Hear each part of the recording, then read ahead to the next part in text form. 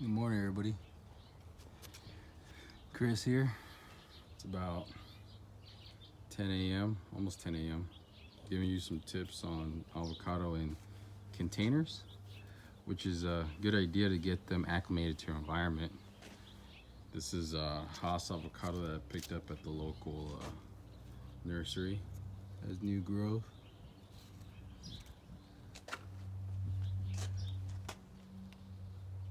Nice rootstock. Here's the trunk right here. It's not the pencil size trunks you normally buy, and this was actually pretty good for this size. I think I paid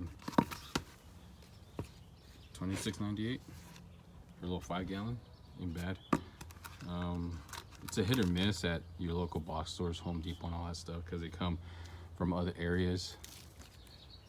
Darling Nursery, I don't know where that's at, but yeah. I've tried different ways. I mean, I probably killed over a dozen avocados during my time. But yeah, I found, here's my other one. This is my Pinkerton.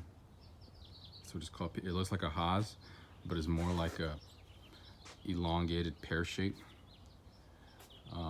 I had a chance, but last year I changed out the soil because the first year you're gonna have was doing pretty bad.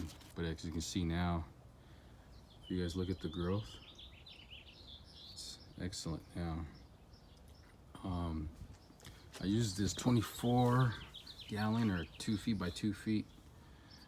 You get your local nursery, and I've changed the soil. I've done compost on the top, only the top. Compost, leaves, banana peels, avocado. But when you add it, lift back the compost, add it towards the bottom, about inch and a half layer, and then cover it back up so little bugs can do their thing. And I actually planted this clematis vine, flower type vine in there to actually protect it from the sun. In the summertime, it gets pretty hot out here. Like, I live in Riverside County, so it's about 109, 110. Even sometimes it gets up to 112 out here. So this right here acts like a sun barrier, protect all the little worms and bugs on the top, 2-3 inches of the compost that I've made. But what I've used for the bottom, because you don't want to add any kind of compost or that back stuff you buy from the stores. You want to use straight sand and little decomposed granite stuff. Here's my mixture with a little bit. Just added just very, very little of this perlite stuff, just a little bit, but it's mainly just some of my native soil, because the area where I live at, it's like really sandy. There's a lot of rocks everywhere, and since I was only going to use one 15-gallon container to transplant it in, I just got one bag of this decomposed granite, which also looks like ground up rock sand, and patio paver base, which is a lot more coarse, sandy, but it still has rocks and pebbles and whatnot. You can get it anywhere. I normally buy the yard, go pick up the yard in my trailer, bring it over here and mix it myself. Yeah, it turns out like this. As y'all know, I add some of this Azomite, which is, trace minerals, nutrients, all that stuff that helps plants, grow a lot better. You don't have to use it, but it does way, way better. And at the very, very bottom, I use this Volcanic Rock. Also rich in nutrients and trace minerals.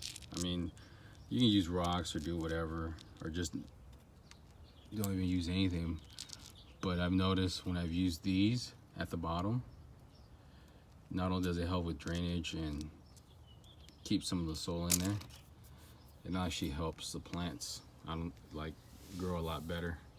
So you can see my little pomegranate tree right here. Looked everywhere for this. It's a parfinca or something like that. It's a very large variety from Dave Wilson Nursery.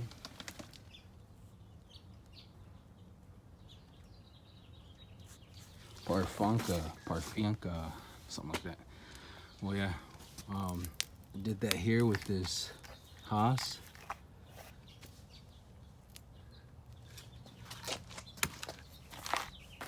I'm not gonna fill it all the way up. I'm gonna leave about 2 to 3 inches down here, and then the rest will be compost, leaves, some mulch on top, and then patio bark over the top. You can also get the patio bark from your local nursery by the yard, which is a lot better than paying almost $4 or $5 for one bag. But it looks something like this.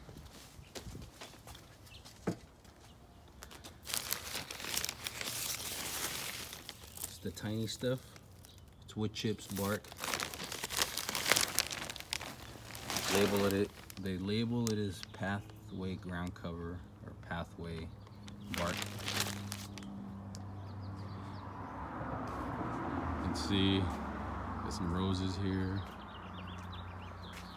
I got all kinds of stuff. Berries, grit. These are like black Concord grapes. Guava that's just sprouting. New growth. Santa Rosa plum. This guy grew huge within, let's say, last year. Full of fruit.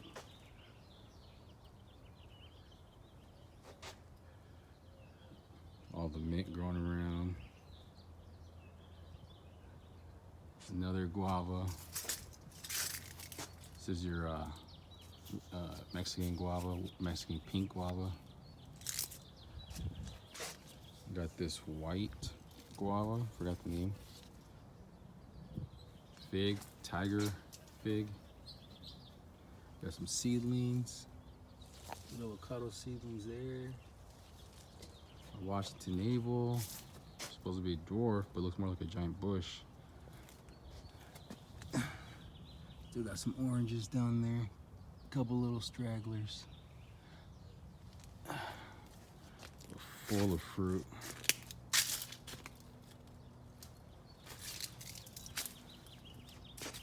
I got a lemon guava. Full of buds, about to flower. My mandarin.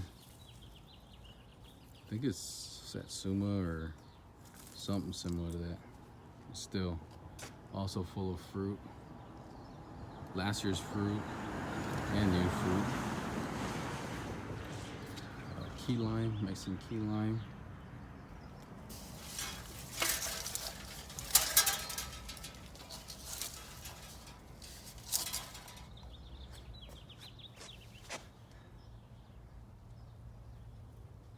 Little papaya, gotta split open, take the seeds out of the plant, and then compost it. This is my red Malaysian guava. Another lemon guava. Excellent flavor. Or blackberry, satin blackberry. This is a Mexican cream guava. Little lizards, keep the bugs down.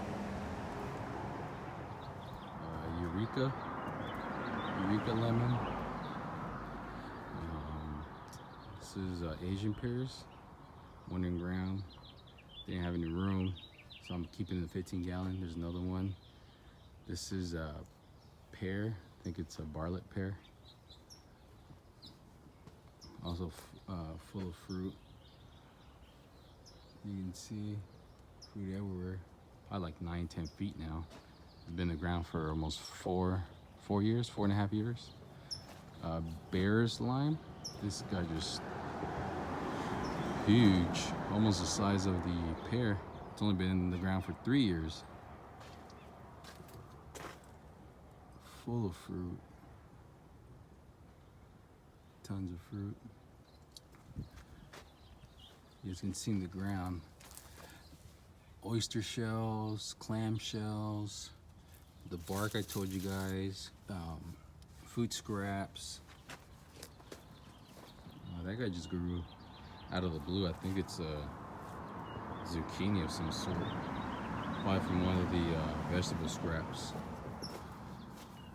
Here's another. This is like they call it a Bangkok guava or something like that. It's like a large green guava. Not Vietnamese because I have one of those over there. Some boysenberries. Boysenberry bush.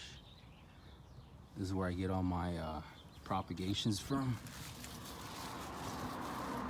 I think this guy, got this guy for free. I went and dug it up. It's a Valencia orange, supposedly. Also full of fruit. Got this white mulberry.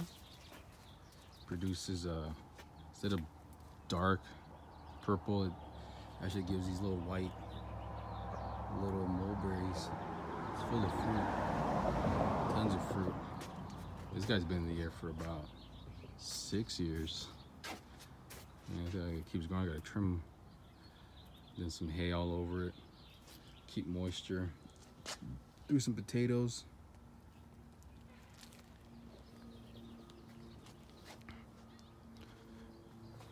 I'll make another video of each plant. I mean, I got maybe over 30 types of plants here growing. Don't even have not even close to half an acre. But yeah, it's pretty close proximity.